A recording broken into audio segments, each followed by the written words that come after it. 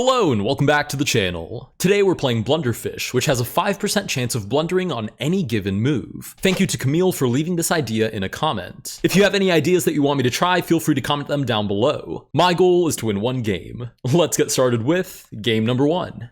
Alright, game number 1, and I have given myself the white pieces for this challenge. Now, given that the average chess game lasts between, I'd say like 40 to 60 moves, there's actually a decent chance that I get a blunder. In a position where it's actually meaningful, maybe even 2, if I somehow survive for long enough, maybe 3. In the meantime, I'm basically going to try and survive for as long as possible without making any critical errors and maybe try and play a very symmetrical position.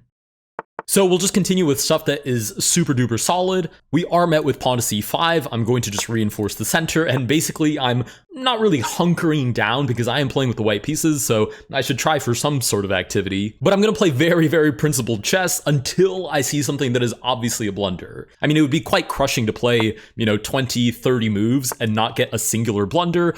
Or the other thing that would be pretty crushing is to get challenged right away and then get dismantled by the bot. Now, the best move in this position, I'm pretty sure, is just queen to b3 right away, looking for the queen trade. If you do something like queen c2, trying to hold onto the pawn, I think there are even some situations where black can play like knight to e4, bishop to f5 with like some crazy like discovered attack ideas. If the queen ever moves away because it is getting attacked, queen b2 comes down, the rook is falling, and all heck breaks loose for the white pieces. But at the same time, I kind of don't want to trade off queens, because if it blunders its queen, if its blunder is losing its queen, then I almost don't even care if it ever blunders again, because that is less about playing chess and more about just converting a very solid victory. So I'm kind of tempted to play like queen c1 here, which I think is also technically a sound move. I don't remember which London Grandmaster player it was, or rather, which player that was a Grandmaster that used to play the London sort of popularized this move, or at least tried it out in his own games. But I know that for a fact that this is like a solid move, even if it's a little bit passive. We'll go ahead and just take this pawn back. So far, so good. Okay, so we do get this bishop to f5 move, which doesn't actually threaten anything new. It just grabs a whole bunch of space. I mean, it is doing a good job of controlling the center and targeting all of my pieces, but that is pretty natural of the engine. I'm just going to keep developing. Again, it is a kind of passive setup.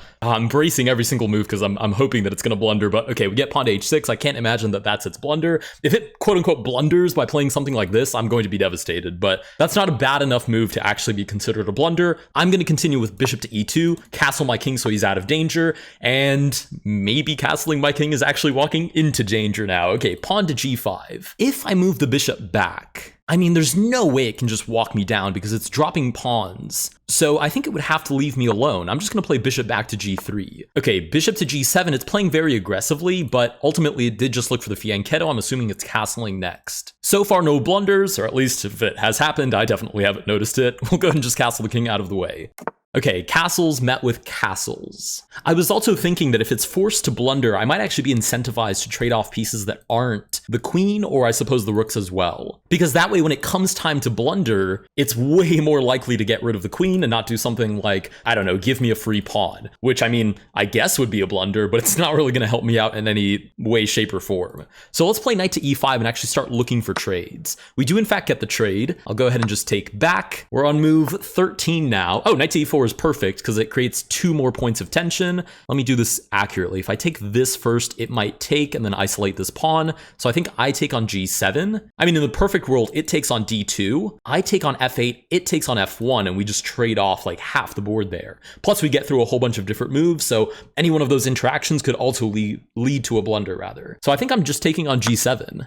Okay, the king simply takes back. Definitely not a blunder. Let's just take this knight. It wasn't the sequence that we calculated, but it's some more trades on the board. Again, you can see that we're getting rid of pieces that are not the queen, so I'm pretty happy so far. I would continue with something like pawn to f3, challenge this newly, doubled pawn in the center and maybe get my bishop developed. The problem is f3, there's e5 on this pinned pawn on d4, which of course I could defend, but then it would attack, and then I don't know, I would defend, and I don't want to enter that sort of attack defend sort of dance with Stockfish of all engines. I also would love to get this queen out, but at the moment she's tied to the b2 pawn. I would like to play rook b1 to untie the queen, but then there's like e3 hitting the rook. There's a lot of things that I'd like to do, and I'm constantly suspicious that Stockfish has a way to stop it. Actually, interestingly enough, I wonder if I have pawn to h4. I know it seems like a really aggressive move, and I said that I would play solidly. I guess something more solid would be like, I don't know, rook to e1, bishop back, and just play super slow until the blunder is on the board, but that seems so boring. I could also just play h4 though, which I think is really interesting. Crazy enough, I mean, the idea would be pawn takes, I play queen to f4. If queen takes on b2, I take the bishop, it takes my bishop, but the king is so weak that after something like rook to e1, rook takes e4, there have to be winning ideas there. So I'm assuming it wouldn't even allow me to do that. After pawn to h4, it will either play g4 and just close up the king side, or f6, which would be quite a funny move, because should I take pawn takes, there's ideas like rook to h8, queen d6, and mate. So it's a little bit of tit for tat. We opened up the position, I have attacking chances, but it also has attacking chances. I don't know, I was gonna say it seems too risky, but let me think about this one more time. h4, pawn takes, just to entertain the idea. Queen to f4. Oh, actually, I suppose it has queen to g6. Looking for pawn to h3, eventually it can move the king out of the way, double up, there's a battery on g2. No, never mind. That looks way too scary. Okay, let's just go rook to e1 and play super solidly. Okay, bishop goes back to g6, also definitely not a blunder. Wow, we're on move 16 and there is no blunder in sight, but at least we're holding on. I haven't made any blunders either, so we should be kind of okay. I'm imagining it's looking for pawn to f5, pawn to f4, which isn't ideal for me, but I really do believe that it's going to be too slow and it's going to have to blunder before I get attacked. So bishop back to f1. Okay, still not a blunder. There's pawn to f5, f4 is incoming.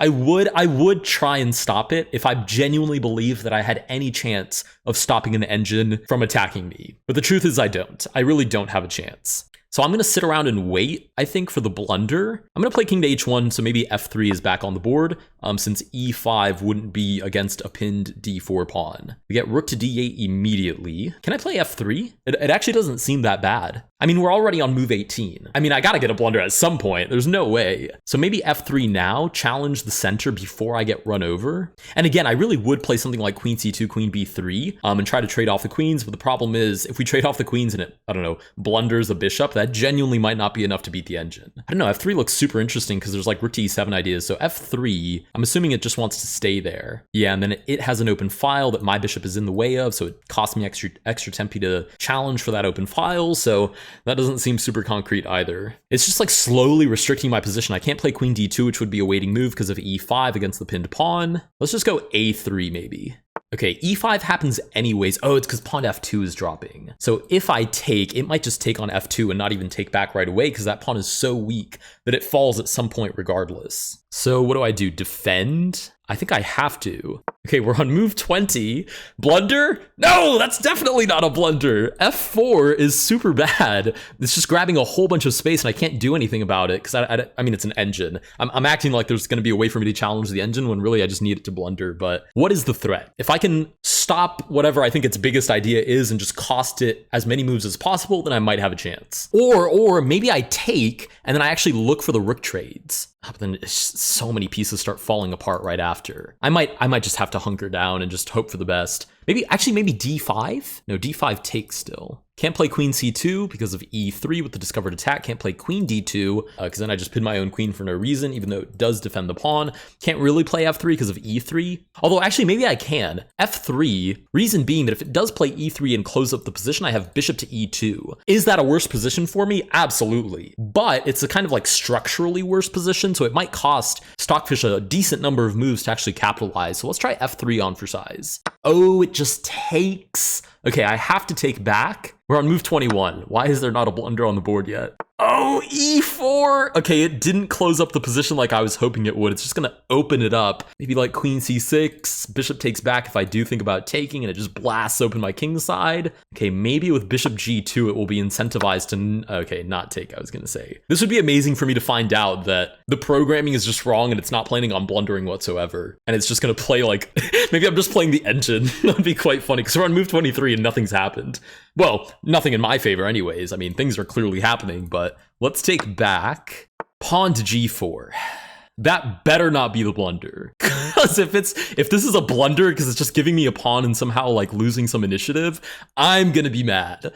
Okay, if I take, what's the threat there? I'm assuming it's not. I feel like the blunder has to, I feel like for it to qualify as a blunder, losing a pawn where you still very clearly have a huge attack can't be a blunder. This has to be an engine move, I think. So I'm assuming there's a follow-up if I take, like bishop to e4, king slides over, and something, maybe. Regardless, I think I have to take, so I'm gonna grab this pawn. Okay, it was in fact, oh, it's bishop g4, queen g6, pins the bishop. It's dropping in just a move, even if I defend it. It's move 25. There's no blunder. I mean, there's no choice either, so let's just go king g1, queen g6 for sure. And yeah, there's queen g6. Wow, maybe 5% wasn't enough. We're gonna need to do 10 or 20% because this is not gonna cut it. Okay, queen g6. I mean, what choice do I have? h3, right? h3, and it's gonna play h5, and there goes my bishop. Yeah, h5 is on the board. Okay, I just need to, if I can drag, we're on move 27. If I can drag this out for as many moves as possible, I just have a chance. So maybe like rook to f1, pawn takes. Rook takes, pawn takes, check. King moves out of the way, queen g2 is mate, so that's not gonna do it. Is anything gonna do it though? Rook to e1, pawn takes. Maybe I have to sack the rook, queen takes back. That might be my only chance. Okay, let's go rook to e1. It does in fact take, and the problem is I can't do anything here that leaves the bishop on the board, because anything with discovered check leads to queen g2 mate. So I think I have to take this. Oh, it checks me anyways? Oh, because it's gonna recapture on the next turn if I move over here or here, queen g2 is mate. So king to f1 is in fact forced. Okay, and it simply takes back my rook. Okay, we're on move 30 and I'm down a rook. A blunder would be nice right about now. I need somebody to do the math of what the odds are that on move 30 I still don't have a blunder on the board if the chances are 5%. Or if g4, but I don't think g4 was the blunder. That seemed too well coordinated. I will be devastated though to find out later that there was some crazy sacrifice that I missed, which was technically a blunder on the engine's part somehow, and I just didn't see it. But okay, for the time being, I think I just have to hope for the best. We'll just make some waiting moves that hopefully make checkmate as far away as possible. I'm thinking maybe just queen to d2. I just need to control a bunch of space and hope for the best. Okay, queen comes down to h1 and puts me in check. Now if the king moves up, I drop the rook as well. I might just be toast here. But it's not like I have much of a choice here, so let's just advance the king. But the rook is dropping and, oh, there it is. Oh, we got the blunder. Okay, pawn to h2. We take right away. Okay, rook takes queen. Okay, let's go ahead and grab this pawn. Okay, we're actually winning now. We're just completely winning. As long as I don't blunder now, there's no way we can be stopped, right? We just have too many attacks on the king. Let's go queen c2, queen b3 is on the board, queen h7 is on the board, rook comes up, but there's no way that's enough. I even have check and I can just simplify. And at this point, I don't even need it to blunder anymore. I just need to take all of its pieces. Something like queen e4 would be hilariously devastating because of rook to e6. Crazy enough, possibly still winning. But let's go king to f3, threaten this pawn, and this is just conversion at this point. Queen to e4. I am so relieved because I was kind of getting convinced we were upwards of move 30 at that point, and I was pretty convinced that I'd done something wrong, which at that point I just have to refilm the video. I mean, as fun as I think it is to show you guys like behind the scenes bloopers and stuff, realistically, if the title of the video is that I'm playing Blunderfish, which has a 5% chance of blundering, it's not really fair for me to hold up any portion of you guys with a game against an engine that just had nothing going for it. Or rather, a game against an engine where I had nothing going for me. Let's just attack the rook now, but luckily it did finally come through with a blunder, and now this is just conversion. I was gonna say I might as well just fast forward through the rest of this, but there's so little going on in favor of the engine here that I'm just gonna take all of its stuff. I'm just taking its shoes, its socks, I'm even gonna take its underwear, I'm gonna take its wallet, and I'm gonna run away with it like the Joker. Okay, now we just push this pawn. Of course, I could just give a king and queen checkmate, but unfortunately that wouldn't be my favorite type of checkmate. So I'll go ahead and set this up properly with a secondary pawn. Okay, it's going to be a hard head about this until the very end. Okay, there we go. Now we have a secondary pawn promotion. We'll slide right back. Make sure not to accidentally stalemate the engine. We do get my favorite type of checkmate, invented in 1997 by the first backrooms entity, Ladder's Mate. Thank you guys so much for watching, and thank you again so much to Camille for leaving the comment with this original video idea. If you guys have any video ideas of your own, wacky as they may seem, leave them in the comments down below, and I'll try my best to get to them. Thank you guys so much for watching, and I'll see you guys in the next one.